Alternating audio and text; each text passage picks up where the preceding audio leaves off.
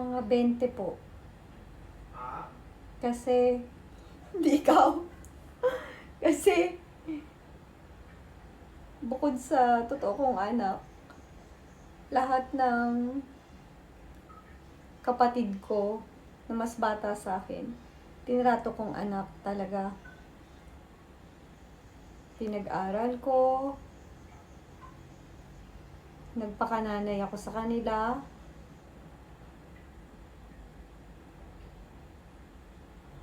as in, isusubo ko na lang ibibigay ko pa sa kanila. Pati, nung nagtatrabaho naman ako,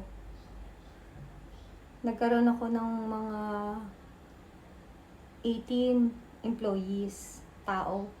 Meron akong grocery, meron akong homestay. Lahat sila tinrato kong anak. Tinuruan ko.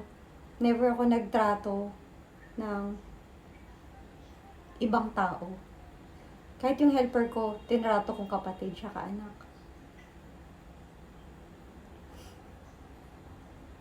Kahit grade 2 lang yung natapos, ginawa ko siyang cashier, manager.